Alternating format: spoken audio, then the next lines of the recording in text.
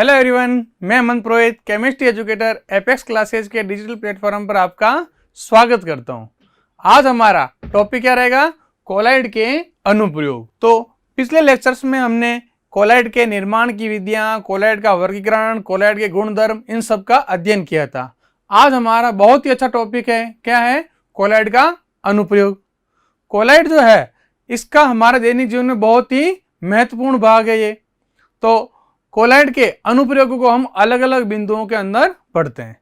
तो देखो, सबसे पहला क्या है कि कोलाइडी औषधियां। ये कोलाइडी औषधियां क्या होती है? तो औषधियों का हमारे दैनिक जीवन में बहुत ही महत्वपूर्ण भाग है कि नहीं?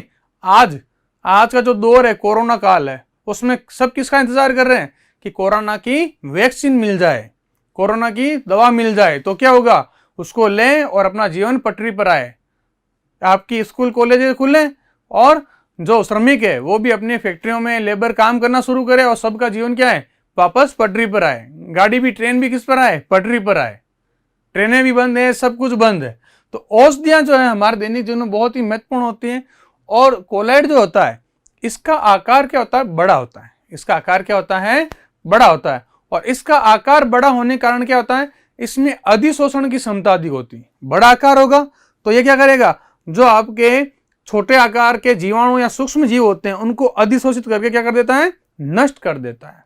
तो कोलाइड का पहला उपयोग किसके अंदर है? कोलाइडी औषधियों रूप में। तो इसके कुछ उदाहरण देखते हैं। जैसे देखो, पहला है जैसे सिल्वर का सोल।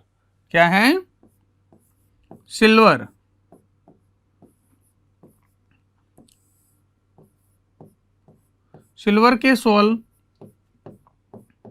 सिल्वर के सोल होते हैं आपके, जिसे अपन कहते हैं आर्जिरोल। क्या कहते हैं? आर्जिरोल, प्रोटार्बिजोल, ये इनका नाम होते हैं। आर्जिरोल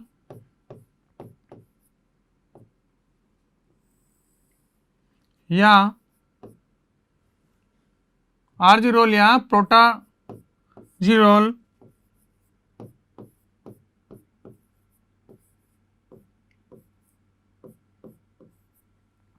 का उपयोग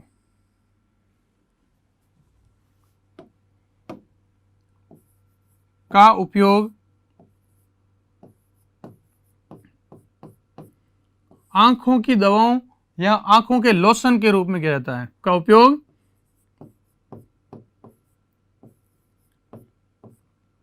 आंखों के लोशन के निर्माण में करते हैं। लोशन के निर्माण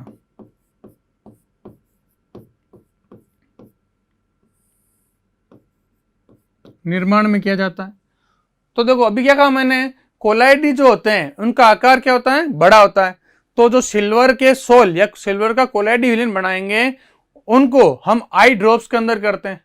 तो क्या होता है कि जैसे हम क्या करते हैं, अगर आई ड्रॉप डालते तो आंखों से पानी आता है? पानी नहीं आना चाहिए ना, पानी आता है। क्यों आता है? क्यों? दवा क्या होती है, अपनी आंख के अंदर फैल जाती है और अशुद्धियों क्या कर लेती है? अधिशोषित कर लेती है।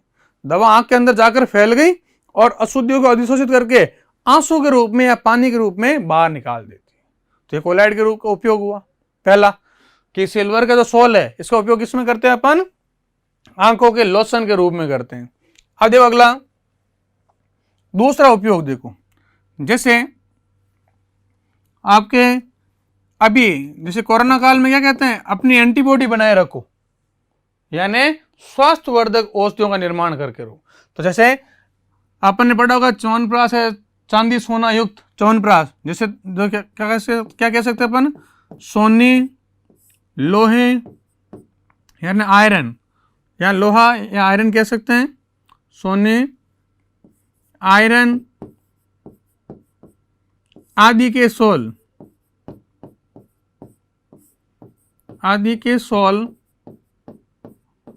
किसमें काम लिया जाते हैं? आदि के सोल स्वस्थवर्धक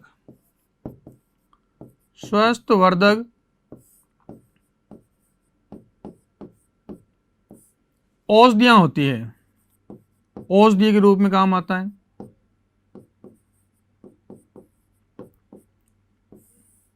औषधियों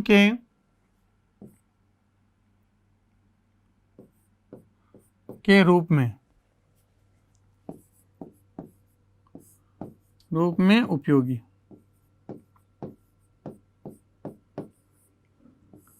है कि नहीं?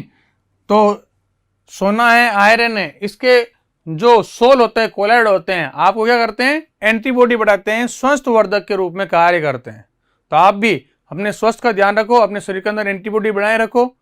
अभी जो दौर चल रहा है उसमें स्वस्थ रहना बहुत जरूरी है। दूसरा, तीसरा देखो, जैसे ये हम छोटी क्लास पढ़ा होगा, मिल्क ऑफ मैग्नीज है। क्या होता है? Milk of magnesia. तो मिल्क ऑफ मैग्नीशिया का सूत्र क्या होता है?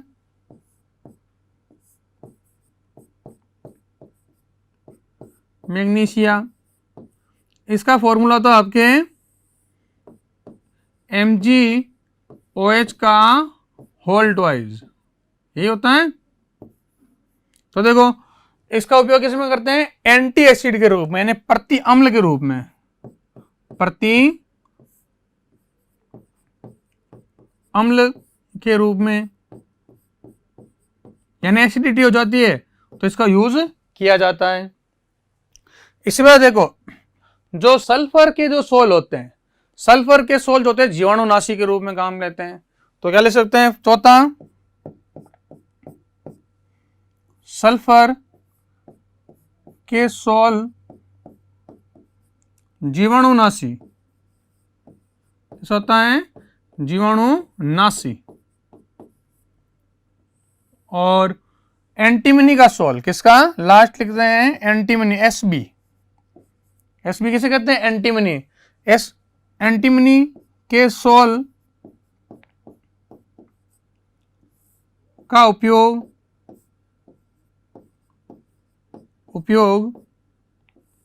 कालाजार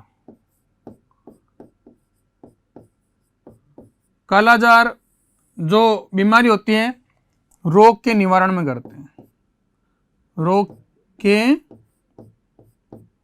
निवारण या निदान में लिखता हूं, के निदान में। यानी कालाजार क्या होता है? जिसमें आपको जो भी पीड़ित व्यक्ति है उसको क्या होता है? तेज बुखार आता है, उल्टी, दस्त, ये उसके लक्षण होते हैं। तो देखो क्या क्या पढ़ा हमने कि कोलाइडी औषधियां जो हमारे दैनिक जीवन में बहुत ही महत्वपूर्ण है, जिसमें क्या है? आपने सिल्वर के सोल को अपन क्या कहते हैं? आर्जिरोल या प्रोटार्जिरोल। क्या कहते हैं? आर्जिरोल या प्रोटार्जिरोल। इसका उपयोग आंखों के लोशन के निर्माण में करते हैं। सोने या आयरन जो होता है, कहते हैं अपने शरीर के अंदर लोहे की तत्व की कमी नहीं होनी चाहिए, वो स्वास्थ्यवर्धक टॉनिक बनाते हैं उससे। मिल्क ऑफ मैग्नीशिया का उपयोग एंटी एसिड के रूप में करता है, एसिडिटी हो जाए तो उसका उपयोग करते हैं। सोल ये मैग्नीशियम जो है उसका जल योजित सोल है कि नहीं। और सल्फर के सोल का उपयोग जीवाणुनाशी के रूप में, और एंटीमनी के सोल का उपयोग कालाजार रोग के निदान में करते हैं। तो ये हुआ कुछ आपके कोलाइड का उपयोग किसके अंदर? औषधियों के रूप में। अब देखो नेक्स्ट है आपका द्वंद्व अवक्षेपक या कोट्रेल अवक्षेपक। तो ये क्या होता है? देखो ध्यान से, ये क्या होता है? देखो कि जो आपके फैक्ट्रियां, मिल्स जो होती है, यानी जो कल कारखाने होते हैं, उनकी चिमनी से क्या होता है? धुआं बाहर निकलता है। तो उस धुएं में क्या होता है? कार्बन के कण या आवेशित कण होते हैं, कार्बन के कण या आवेशित कण होते हैं। तो क्या करते हैं? उस चिमनी में जो कोट्रेल अवक्षेपक का उपयोग कर देते हैं, जिससे क्या होता है कि जो पहले धुआं किस में जाएगा? कोट्रेल अवक्षेपक में। किस में जाएगा? कोट्रेल अवक्षेपक में जाएगा। और कोट्रेल अवक्षेपक में क्या होता है? इलेक्ट्रोड लगे होते हैं। क्या लगे होते हैं? इलेक्ट्रोड। जो क्या करते हैं? यह इलेक्ट्रोड जो आवेशित कण है, यानी कार्बन के कण है या आवेशित कण है, उनको निरावेशित कर देते हैं, जिससे जो हानिकारक कण है वो उस कोट्रेल अवक्षेपक में नीचे बैठ जाते हैं। अवक्षेपक यानी अवक्षेप के रूप में नीचे बैठ जाते हैं, और कार्बन या आयन युक्त कण चिमनी से बाहर नहीं निकल पाता। तो देखो इसको समझने के लिए अपन क्या करते हैं? एक डायग्राम बनाते हैं। जैसे मान लो अपने एक कोट्रेल अवक्षेपक बनाया। क्या बनाया? कोट्रेल अवक्षेपक।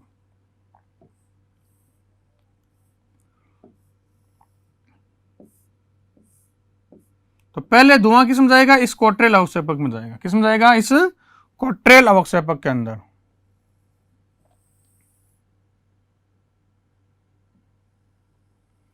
और फिर कोट्रेल अवक्षेपक किस में जाएगा? चिमनी में। किस में जाएगा? चिमनी के अंदर। चिमनी यानी चिमनी क्या होती है? अरे जिस पाइप से धुआं बाहर निकलता है उसे अपन चिमनी कहते हैं। क्या कहते हैं उसे? चिमनी। चिमनी वो नहीं लालटेन जैसे या दिया लगाया चिमनी लगाई, वो चिमनी नहीं। यहां चिमनी का अर्थ क्या है? जिस भाग से क्या होता है आपके धुआं बाहर निकलता है। तो देखो ध्यान से, तो ये जो पात्र है इसमें ऊपर से अपन क्या लगा देंगे? इलेक्ट्रोड लगा देंगे। क्या लगा देंगे? ऊपर से इलेक्ट्रोड। यहां से आप क्या लगा हुआ है? आपके इलेक्ट्रोड लगे हुए। क्या लगे? यहां पर इलेक्ट्रोड लगे। ये क्या है? तो क्या कहेंगे? ये क्या है? उच्च वोल्टता। कैसा है?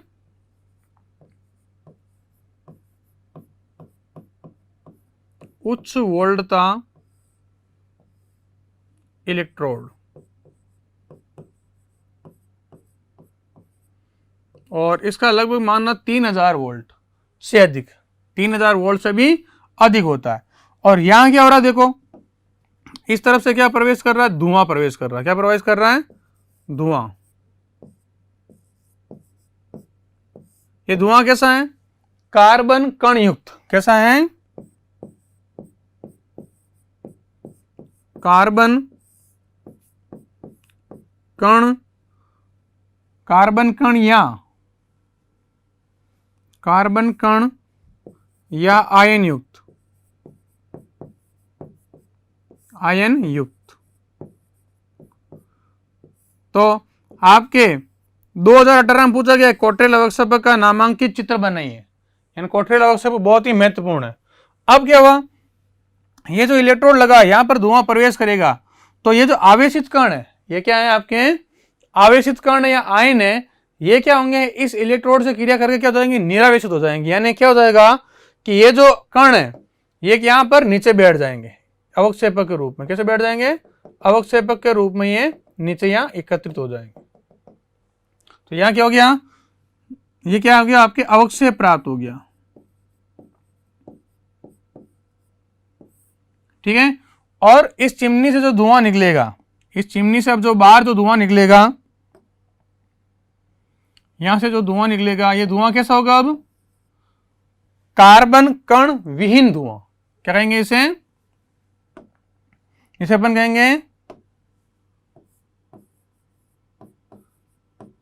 कार्बन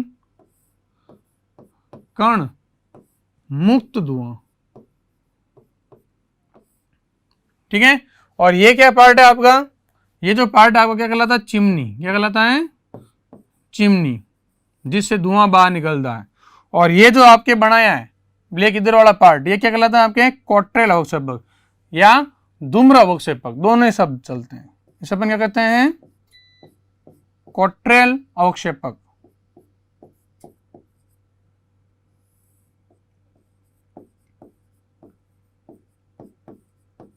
तो देखो ध्यान से, क्या समझे आपने कि कल कारखानों से निकलने वाले धुएं में हानिकारक कण व कार्बन के कण पाए जाते हैं। अतः इस धुएं को पहले किसमें प्रवाहित करते हैं? कोट्रेल अवक्षेपक में। कोट्रेल अवक्षेपक में क्या होता है? उच्च वोल्टता के इलेक्ट्रोड लगे होते हैं जो क्या करते हैं? धुएं में उपस्थित कार्बन के कण या आयनों को क्या कर देते हैं? निरावेशित कर देते हैं, जिससे वह अवक्षेपक के रूप में क्या हो जाते हैं? या नीचे एकत्रित हो जाते हैं। जो अवक्षेपक के रूप में क्या होंगे? यहाँ पर एकत्रित हो जाते हैं, यानी कण नीचे रह गए। और जो चिमनी से जो धुआं निकलेगा वो कैसा होगा? कार्बन मुक्त होगा। तो ये हो गया आपके किसको बताया गया है? कोट्रेल अवक्षेपक के रूप में। अब देखो ध्यान से, तो इसका नामांकित चित्र पूछा गया है। ठीक है। और अपन ने पढ़ा था कि निरावेशन क्रिया होती है, कोलाइडी कण बड़े होते हैं। कोलाइडी कण बड़े होने के कारण क्या होते हैं? इनका विद्युत कण संचरण कर सकते हैं, यानी इलेक्ट्रोड पर जाकर निरावेशित हो जाते हैं। तो ये हुआ आपकी दूसरा अनुप्रयोग। कौन सा? धूम्र अवक्षेपक या कोट्रेल अवक्षेपक के रूप में।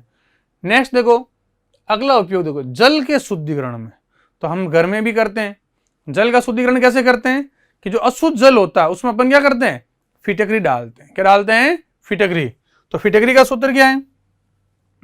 जो फिटकरी होती है इसका फॉर्मूला क्या होता है?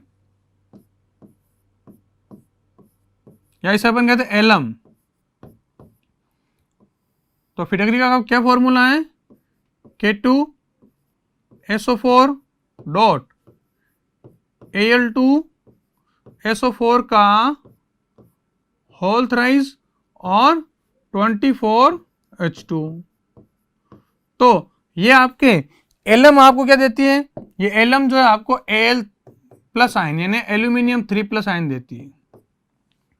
देगी कि नहीं देगी? तो अब ध्यान दो कि जो जल का शुद्धिकरण का अर्थ क्या है।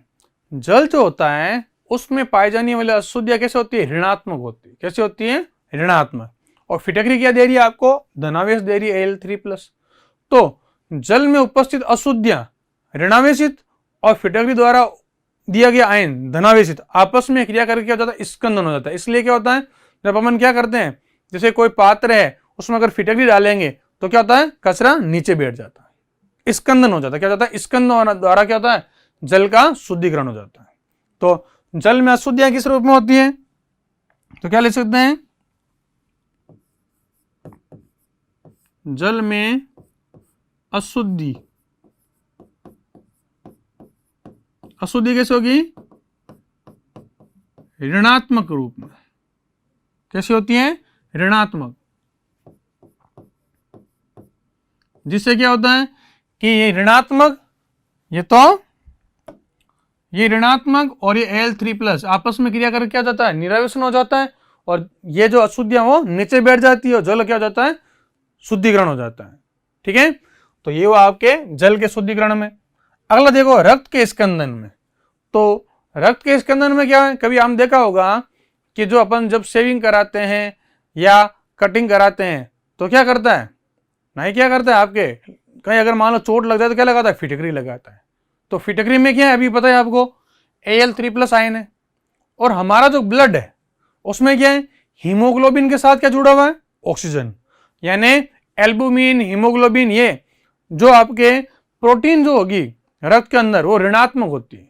रक्त में कैसा होता है, प्रोटीन जो है ऋणात्मक रूप में, वह ऋणात्मक और Al3+ आपस में क्रिया करके क्या होता है, स्कंदन कर देते हैं, जिससे रक्त का थक्का बन जाता है।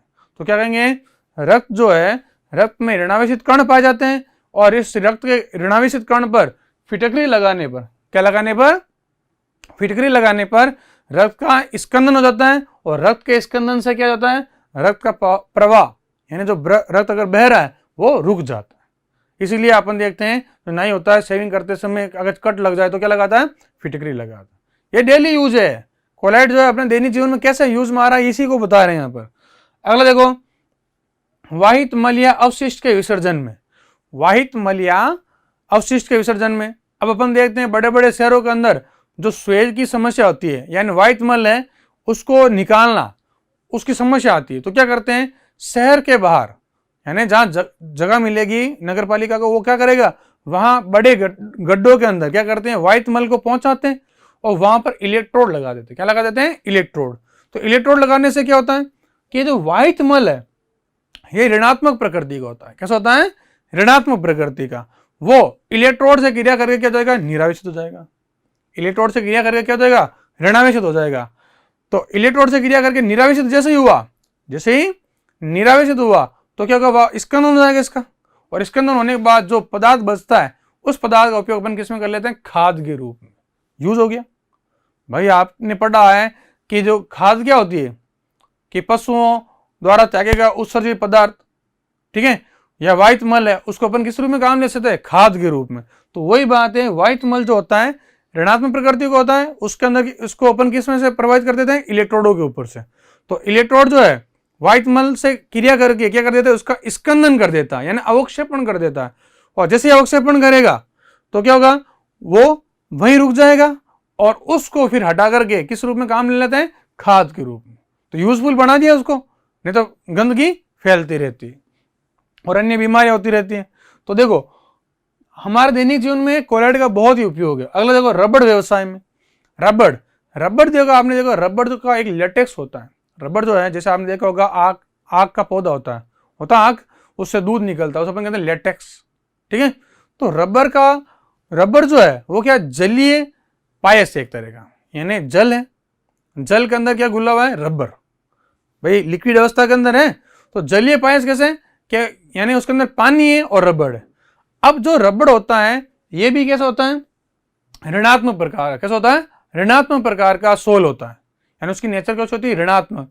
तो यदि किसी धातु पर, यानी मान लो ये धातु है, इसके ऊपर मेरे को रबड़ की परत चढ़ानी है, तो क्या करूंगा, इसको एनोड के रूप में काम लेंगे। किस रूप में काम लेंगे, एनोड के रूप में, और रबड़ के लेटेक्स के अंदर डुबो देते हैं। और रबड़ का जो विलीन होगा वो कैसा होगा, ऋणावेशित, और धातु कैसी है, एनोड से जोड़ दिया आपने धनावेशित, तो क्या होगा, ये रबड़ जो है इस धातु के ऊपर लेपन के रूप में जुड़ जाएगा, यानी इस धातु पर रबड़ की परत बन जाए। तो रबड़ व्यवसाय में भी अगर मान लो आप किसी पदार्थ पर, आपको क्या करना है, किसी पदार्थ पर आपको रबड़ की परत चढ़ानी है, तो क्या करते हैं, एनोड के रूप में उस धातु को ले लो और रबड़ के लेटेक्स या सीर के अंदर उसको डुबो देंगे, जिससे क्या होगा कि उस धातु के ऊपर रबड़ की परत चढ़ जाएगी। तो रबड़ उद्योग में भी किसका उपयोग करते हैं अपन, कोलाइड का, कि रबड़ जो है, रबड़ का विलयन तो कोलाइड ही ऋणात्मक रूप में, और आपने एनोड लगा दिया, दोनों निरावेशित हो गया और उसके ऊपर परत चढ़ गई। तो क्या क्या देखा आपने इसमें, कि जल के शुद्धिकरण में जो क्या काम लेते हैं अपन, फिटकरी काम लेते हैं। क्या काम लेते हैं, फिटकरी। और फिटकरी के अंदर कौन सा आयन होगा, Al3+, और जल में जो अशुद्धि ऋणात्मक है इससे क्रिया करके स्कंदन कर देगी, जिससे जल का शुद्धिकरण हो जाएगा। रक्त में क्या बताया, इसमें भी किसका उपयोग करते हैं, रक्त के स्कंदन में फिटकरी का उपयोग। किसका उपयोग करते हैं, क्या लिखेंगे, फिटकरी का उपयोग। और जो रक्त है वो कैसा होगा, ऋणात्मक प्रकृति का होता है। रक्त कैसा होता है, तो क्या लिखेंगे, रक्त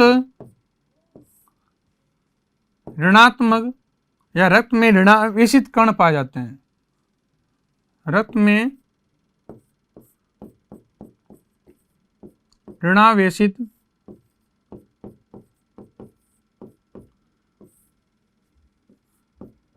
कण पाए जाते हैं, पाए जाते हैं, ये ध्यान रखना, ठीक है। अगला देखो, अगला कौन सा बताया, वाहित मल के या अवशिष्ट के रूप में। इसमें क्या बताया कि वाहित मल जो है उसको क्या करते हैं अपन, इलेक्ट्रोड के ऊपर से प्रवाहित करेंगे, जिससे क्या हो जाएगा, अवक्षेपण हो जाएगा, और अवक्षेपण होने के बाद उसका उपयोग किसमें कर लेंगे, खाद के रूप में। तो क्या लिख सकते हैं, वाहित मल या अवशिष्ट के रूप में इलेक्ट्रोडों द्वारा, क्या लिखेंगे इसके अंदर,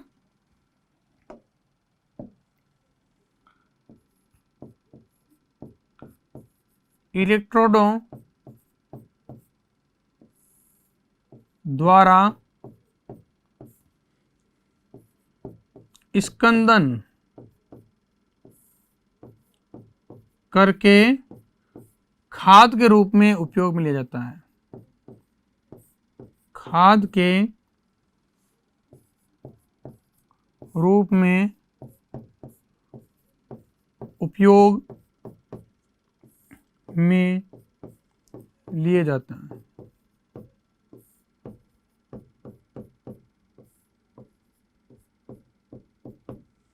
आ गया समझ में, तो ये हुआ। और रबर व्यवसाय के अंदर क्या देखा हमने, रबर व्यवसाय में भी क्या जो लेटेक्स होता है, यानी रबर का सीर, तो क्या लिखेंगे, रबर का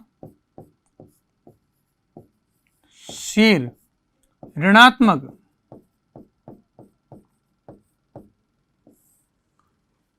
सोल होता है,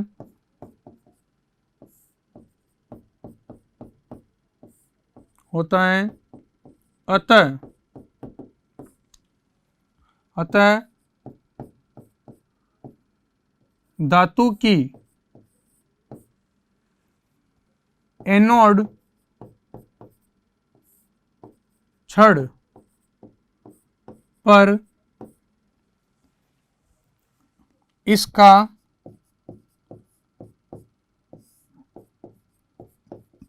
लेपन किया जाता है।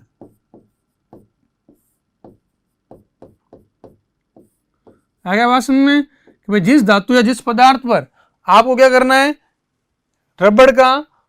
रबड़ की परत चढ़ानी है, तो उस अपन क्या करते हैं, धातु या कोई पदार्थ है उसकी एनोड की छड़ ले लेंगे, यानी उसे अपन एनोड से जोड़ देंगे, यानी उसे बैटरी के धनात्मक सिरे से जोड़ देंगे, और लेटेक्स में अंदर डालेंगे तो लेटेक्स से क्या होगा, जो रबड़ के कण किसके ऊपर आकर चिपक जाएंगे, उस धातु पर। तो कोई धातु या क्या लिख सकते हैं यहाँ पर, पदार्थ। क्या लिख सकते हैं यहाँ पर, या पदार्थ,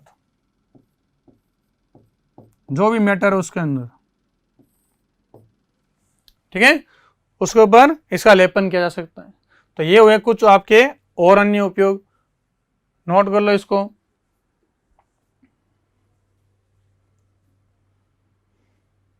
अब देखो नेक्स्ट देखते हैं, अगला क्या है, चर्म शोधन में, यानी चमड़े के शोधन में। तो देखो चर्म शोधन क्या होता है, चमड़ा जो होता है, चमड़ा जो होता है उसके ऊपर जो कण पाए जाते हैं वो भी कैसे होते हैं, ऋणात्मक होते हैं। वो भी कैसे होते हैं, ऋणात्मक। भाई चमड़ा है उसमें प्रोटीन के कण पाए जाएंगे तो एमिनो आयन के कारण कैसा हो जाता है, आपके ऋणात्मक प्रकृति का। एमिनो अम्ल जो होता है उसमें ऋणावेश हो जाता है, जैसे NH2 और CO दोनों होते हैं। परंतु यहाँ जो चमड़ा है, पहले चमड़ा कैसा होता है आपके, लचीला होता है, उसको क्या करना है, आपको चिमड़ बनाना है, चिमड़ यानी मजबूत बनाना है। तो क्या करते हैं, उसको अपन टेनिक अम्ल में डालते हैं। किसमें डालते हैं, टेनिन अम्ल में। तो क्या करेंगे, इसके अंदर किसका यूज करते हैं चर्म शोधन में, टेनिन में भिगोकर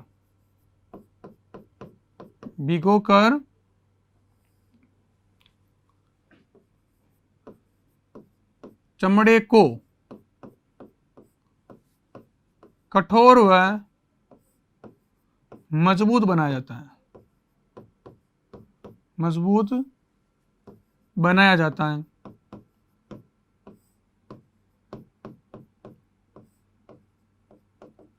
यानी क्या होगा, चमड़ा कैसा है, चमड़े पर जो कण है वो कैसे है, ऋणावेशित, और टेनिन जो है ये धनावेशित होता है। कैसा होता है, धनावेशित। इसकी नेचर कैसे होती है, टेनिन की धनावेशित।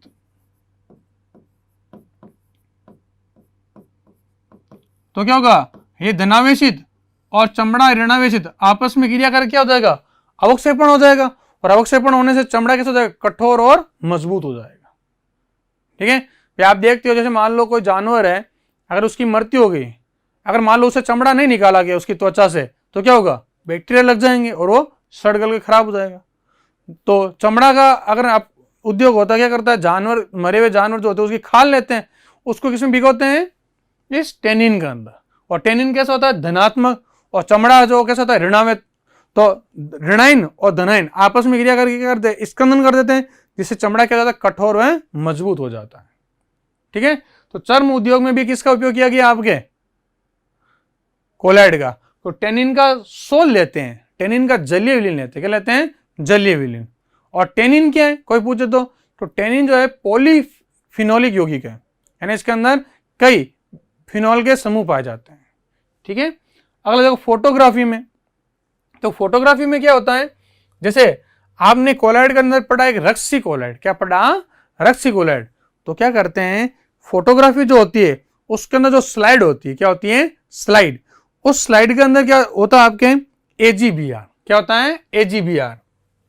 तो अपन लिख सकते हैं यहां पर AGBR जो है ये कैसा है, प्रकाश संवेदी। कैसा है, प्रकाश संवेदी।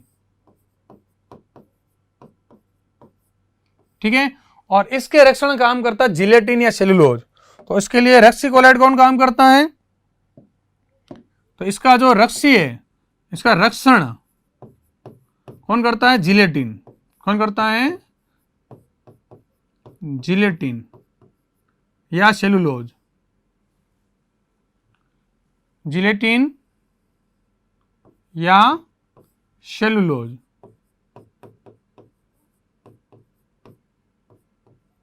सेलुलोइड या सेलुलोज दोनों लिख सकते हैं।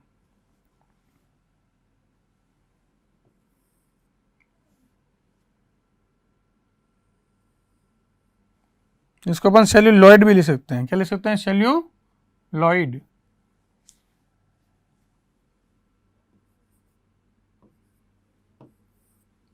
तो देखो रक्सी कोलाइड में हमने क्या देखा था पिछले लेक्चर के अंदर, कि रक्सी कोलाइड का द्रव स्नेही जो कोलाइड होता है, द्रव विरोधी कोलाइड के चारों तरफ क्या कराता है, एक परत बना देता है। क्या बनाता है, परत बनाता है, जिससे द्रव विरोधी कोलाइड का क्या नहीं हो, विघटन नहीं हो।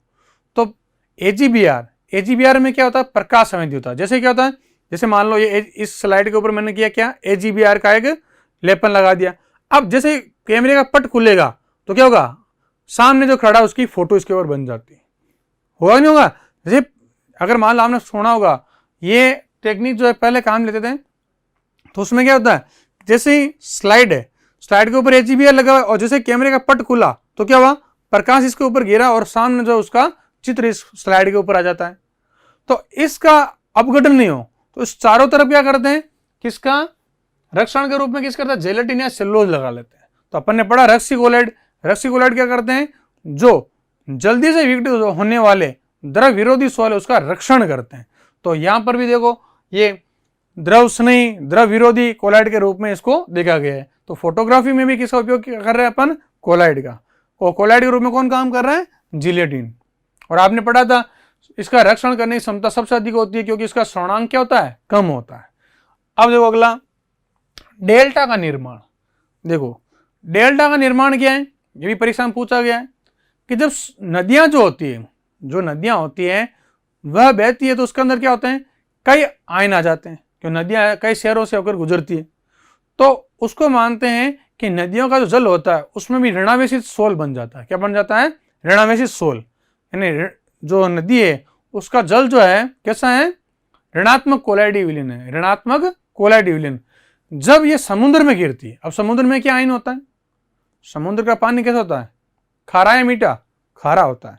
तो समुद्र के जल में क्या होता है, आपके विद्युत अपघट्य आयन जैसे NaCl, MgCl2, ये विद्युत अपघट्य है। तो क्या होता है, जब नदी समुद्र में गिरती है तो समुद्र में उपस्थित विद्युत अपघट्य आयन नदी के जल को क्या करते थे, अवक्षेपित करते थे।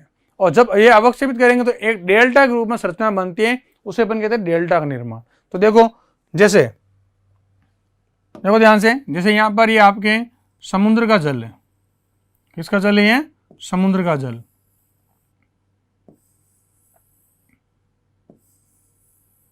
इस समुद्र के जल में कौन सा आयन है, इस समुद्र के जल में आपके Na+ है, Cl- है, Mg2+ है, और Cl- Na+, ये विद्युत अपघट्य के रूप में, किस रूप में है, विद्युत अपघट्य के रूप में।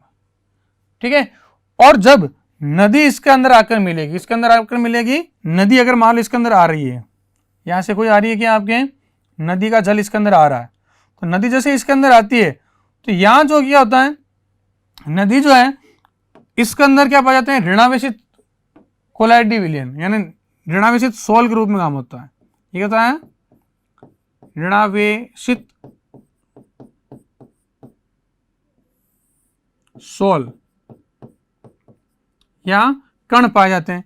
अब ये ऋणावेशित कण क्या करेंगे, ये ऋणावेशित कण जैसे इस विद्युत अपघट्य आयनों से जुड़ेंगे, ठीक है, तो क्या होगा, यहां पर एक डेल्टा की संरचना बन जाएगी। किसी रचना बन जाएगी यहां पर एक डेल्टा की, उसे अपन कहते हैं डेल्टा। क्या कहते हैं उसे, यहां डेल्टा के रूप में अवक्षेपित हो जाते हैं। क्या बन गया आपका ये डेल्टा।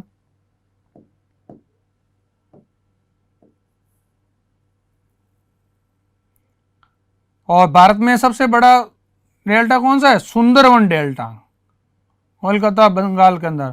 और इस डेल्टा की जो मिट्टी होती है वो क्या होती है, अत्यधिक उपजाऊ होती है। तो क्या देखा हमने, नदियां जब समुद्र में गिरती है तो नदी में कौन सा आयन पाया जाता है, ऋणावेशित कण पाए जाते हैं। और ये ऋणावेशित कण क्या करते हैं, ये ऋणावेशित कण जो है आपके समुद्र के विद्युत अपघट्य आयनों से मिलकर के अवक्षेपित हो जाते हैं और जिससे डेल्टा का निर्माण होता है। तो यहां किसका जल है, ये जो जल है आपका किसका जल है, ये नदियों का जल है। किसका जल है, नदी। तो ये क्या है, आपके ऊपर जो जल है उस जल को अपन क्या कहेंगे, ये किसका जल है, समुद्री जल। क्या है, समुद्र या समुद्री जल। और इसके अंदर क्या पाए जा रहे हैं, विद्युत अपघट्य। क्या पाए जा रहे हैं, विद्युत अपघट्य आयन। और ये क्या आपका नदी का जल, क्या है, नदी। और ये क्या बन गया आपके डेल्टा। अब एक प्रश्न आता है, क्या नदियों के जल को मिलाने से डेल्टा बनेगा, क्या नहीं बनेगा। ठीक है, नदियों के जल के मिलने से डेल्टा नहीं बना सकता, जबकि नदी जब समुद्र में गिरती है तो क्या होता है, उसमें समुद्र में क्या पाया जाता है, विद्युत अपघट्य आयन, और नदी जो है उसके जल में ऋणावेशित कण पाए जाते हैं। अतः ये विद्युत अपघट्य आयन नदी के जल को क्या कर देते हैं, अवक्षेपित कर देते हैं, और अवक्षेपित करने पर क्या बन जाता है, डेल्टा बन जाता है, जो एक बहुत ही उपजाऊ मिट्टी के रूप में पाया जाता है। तो ये हुआ आपके डेल्टा का निर्माण। नेक्स्ट देखो अगला कौन सा है, कोलाइडी वर्षा। तो क्या करते हैं कि जहां आपको वर्षा करानी, इसे अपन कृत्रिम वर्षा भी कहते हैं। इसे क्या कहते हैं अपन, एक और नाम देते हैं कोलाइडी वर्षा को, इसे कृत्रिम वर्षा भी कहते हैं।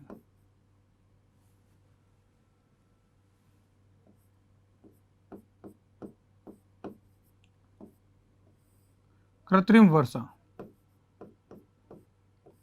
ये क्या करते हैं, जैसे जहां बादल है वहां पर कोलाइडी धूल के कण को क्या कर देते, बादल के ऊपर जाकर के उसको क्या कर देते, गिरा देते हैं। आपको पता है वायुमंडल में अलग अलग स्तर है, पहला सौर मंडल, फिर समताप मंडल, आयन मंडल और बहिर्मंडल। तो बादल कहां बनते हैं, केवल बादल जो बनते हैं सौर मंडल में बनते हैं। क्या बनते हैं, सौर मंडल में, और उसके ऊपर वाला मंडल क्या कहलाता है, समताप मंडल। तो क्या करते हैं, जहां बादल बना हुआ है वहां पर अपन क्या करानी है, बरसात करानी है। तो क्या करते हैं, इस बादल के ऊपर यानी सौर मंडल है, सौर मंडल से ऊपर क्या है, समताप मंडल। तो वायुयान से अपन क्या करते हैं, समताप मंडल तक जाते हैं, और समताप मंडल में जाकर वहां पर क्या करते हैं, आवेशित धूल के कण इस क्या करते हैं, बादल के ऊपर बौछार का छिड़क देते हैं। तो छिड़कने से क्या होगा, ये स्कंदन हो जाएगा आयनों का, और वह बरसात के रूप में नीचे आ जाएगा। ऐसा में सौर मंडल के अंदर क्या पड़ा है, बादल बना हुआ है, और हमको क्या करना है, यहाँ बरसात करानी है, बरसात अभी हो नहीं रही है। तो क्या करते हैं, समताप मंडल में पहुंच जाते हैं वायुयान से पहुंचने के बाद क्या होगा, यहाँ पर जो आवेशित धूल कण है उसका क्या करते हैं, छिड़काव करते हैं, और जैसे छिड़काव करेंगे तो आवेशित धूल के कण क्या करते हैं, बादल के आयनों से क्रिया करके उनको स्कंदित कर देते हैं, और बरसात के रूप में पानी नीचे भी आ जाता है। तो कृत्रिम वर्षा कराने में, तो कृत्रिम वर्षा किससे कराते हैं, आवेशित धूल के कण, या इसे अपन कहते हैं एजीआई से करा सकते हैं। तो किससे होता है ये, आवेशित धूल कणों द्वारा।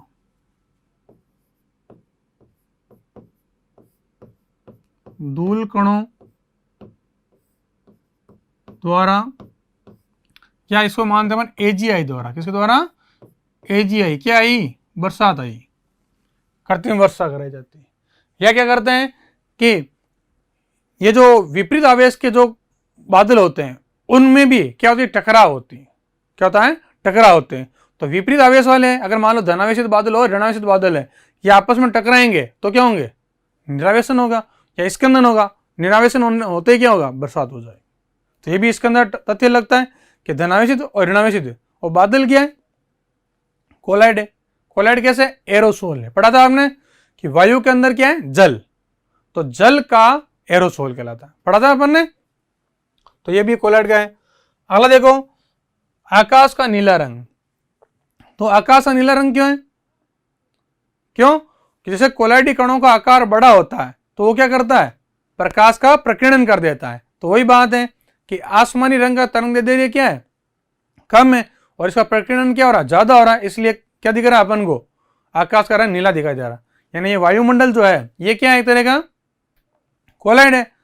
कोलाइड क्यों है कि कोलाइडी कणों का आकार बड़ा होता है, जो प्रकाश का क्या कर देता है, प्रकीर्णन कर देता है। तो वही बात हो रही है कि आकाश में क्या हो रहा है, धूल के कण या एरोसोल जो है प्रकाश का क्या कर रहे हैं, प्रकीर्णन कर रहे हैं। और किस रंग क्या प्रकीर्णन करेंगे, जिसका तरंग दैर्ध्य क्या हो, कम हो, और जिसका तरंग दैर्ध्य कम होगा वो उसी का आपका प्रकीर्णन होगा, और वही रंग हमको दिखाई देगा। तो हमने इसको याद करने के लिए ट्रिक्स कौन सी पढ़ी थी, आकाश के रंग को विबग्योर, क्या पढ़ी थी हमने,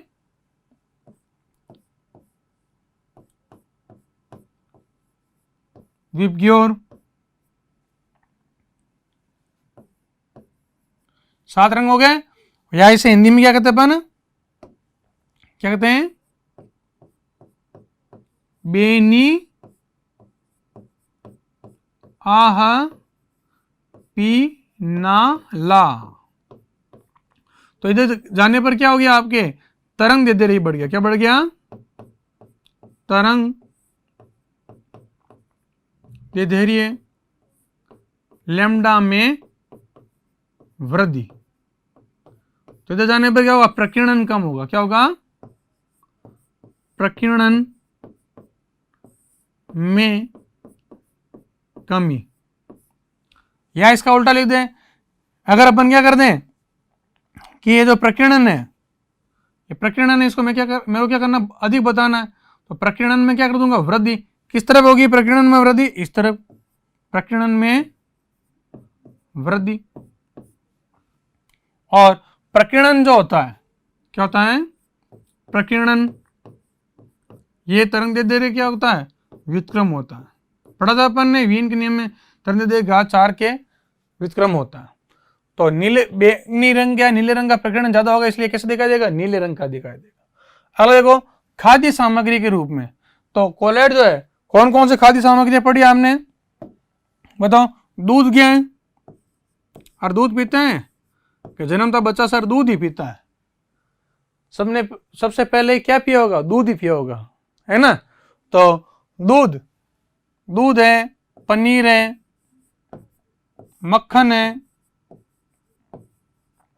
ये सब क्या है, कोलाइड के उदाहरण है, जिनका अपन दैनिक जीवन में उपयोग करते हैं। तो ये हुए हमारे दैनिक जीवन में उपयोग। ठीक है, कि कोलाइड जो है हमारा किस प्रकार दैनिक जीवन में महत्वपूर्ण भाग रखता है, और कोलाइड के विभिन्न अनुप्रयोगों को हमने इन बिंदुओं के अंदर देखा। तो इस पर आपने कोलाइड के अनुप्रयोग कंप्लीट होते हैं। अब एक टॉपिक आता है इसके अंदर, आकार वर्णात्मक उत्प्रेरक। क्या आता है, देखो छोटा सा टॉपिक है, आकार वर्णात्मक उत्प्रेरण। क्या लिखेंगे, उत्प्रेरण की वह क्रिया जो आकार पर निर्भर करती है, क्या कहलाती है, आकार वर्णात्मक उत्प्रेरण।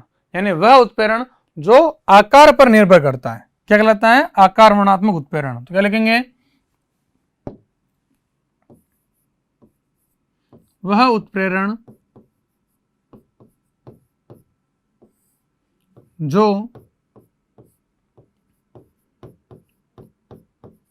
आकार पर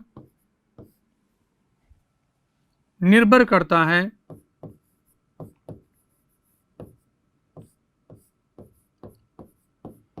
आकार पर निर्भर करता है,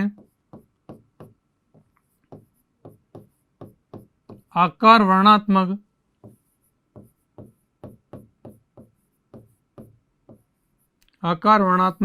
उत्प्रेरण कहलाता है। उत्प्रेरण कहलाता है।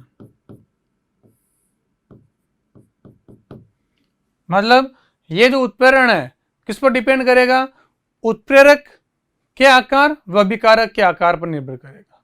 तो देखो, जैसे इसका उदाहरण आपके जियोलाइट, जैसे इसका उदाहरण क्या हो जाएगा आपके जियोलाइट, जैसे जियोलाइट, ये पढ़ा हमने, जियोलाइट एट परम्यूटेड।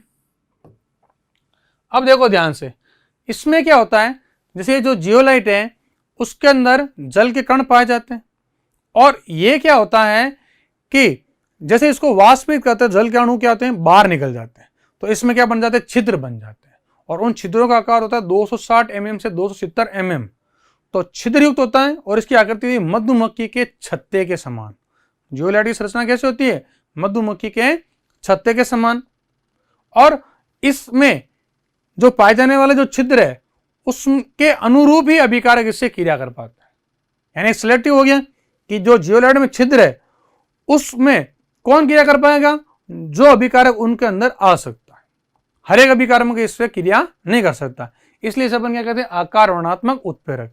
और ये जो जियोलाइट है ये क्या होते हैं, तो जियोलाइट क्या होता है, ये एल्यूमिनोसिलिकेट होते हैं। ये क्या होते हैं, एल्यूमिनोसिलिकेट होते हैं, और इनमें छिद्रों के अनुरूप ही क्या होती है, अभिक्रियाएं होती है। इसका उपयोग किसमें करते हैं, जियोलाइट का जल के शुद्धिकरण में इसका उपयोग किया जाता है। और एक ZSM5 का जियोलाइट जो है इसका उपयोग पेट्रोलियम पदार्थों को निर्माण करने में करते हैं। तो क्या लिखेंगे, कुछ टॉपिक लिख लेते हैं। क्या लिखेंगे? जियोलाइट साधारणतः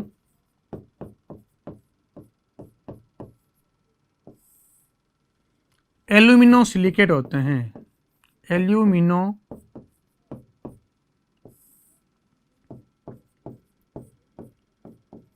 सिलिकेट होते हैं।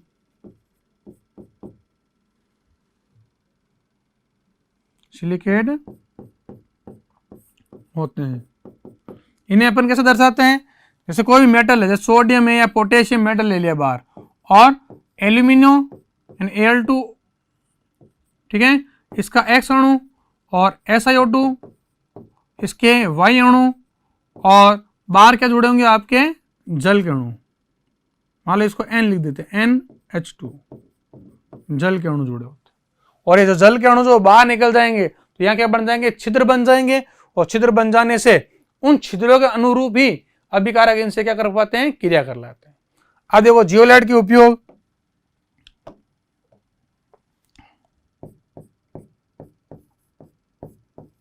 जियोलाइट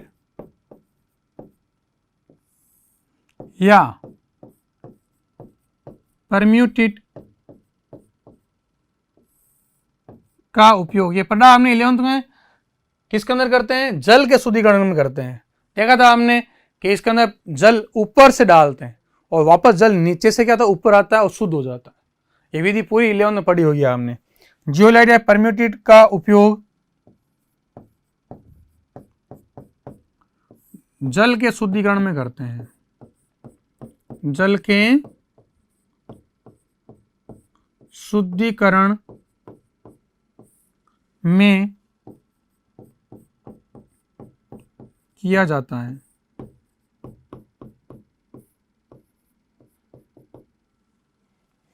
और कहां करते हैं? एक जियोलाइट है ZSM5 प्रकार के जियोलाइट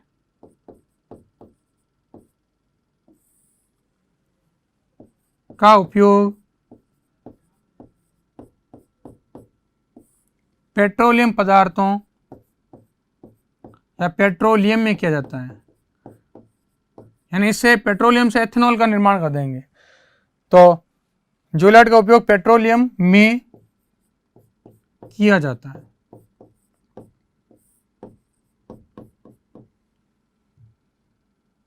किया जाता है, ठीक है। और कोई बोले जियोलाइट को अपन शॉर्ट रूप में कैसे लिख सकते हैं? इस जियोलाइट को अपन कैसे लिख सकते हैं? NaZ। कैसे लिख सकते हैं इसको? NaZ के रूप में मिलेगा आपको, बुक के अंदर लिखा, और या Na2Si2O8 8H2O के रूप में इसको दर्शाया जाता है। तो देखो नोट कर लो इसको। आकार वर्णात्मक उत्प्रेरण क्या है? वह उत्प्रेरण जो आकार पर निर्भर करता है, आकार वर्णात्मक उत्प्रेरण कहलाता है। इसका उदाहरण क्या हो गया? आपके जियोलाइट।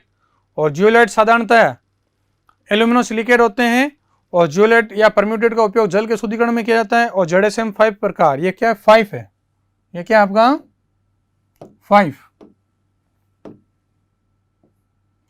5 प्रकार के जियोलाइट का उपयोग पेट्रोलियम में किया जाता है। तो देखो आज की लेक्चर में हमने क्या देखा? आज के लेक्चर में हमने सबसे पहले कोलाइड के अनुप्रयोगों का अध्ययन किया, और लास्ट में एक आकार वर्णात्मक उत्प्रेरण को भी देखा। तो ये जो चैप्टर है आज कंप्लीट होता है, यानी पृष्ठ रसायन जो है आपके सरफेस केमिस्ट्री आज इस लेक्चर में कंप्लीट हो रहा है। ये चैप्टर आपके RBC में 4 अंक का है, तो इस चैप्टर को ध्यान से पढ़ो, इसके बिंदु को ध्यान से देखो, अलग अलग बिंदु हैं, रोचक बिंदु हैं। तो इसके प्रत्येक क्वेश्चन को आप डायग्राम समेत सही तरीके से देखना कि कैसा डायग्राम है, जैसे बनाने की विधियां हैं या शुद्धिकरण की विधियां हैं, इनके नामांकित चित्र भी पूछे जाते हैं इसमें से। तो आज के लेक्चर को यहीं समाप्त करते हैं, मिलते हैं नेक्स्ट लेक्चर में। Thank you. सब्सक्राइब करें हमारा apex classes edutech YouTube channel. साथ ही बेल आइकन को क्लिक करना बिल्कुल ना भूलें ताकि आगे आने वाले सभी यूट्यूब वीडियोस की अपडेटेड नोटिफिकेशंस सबसे पहले आपको मिले। Apex classes edutech, subscribe now.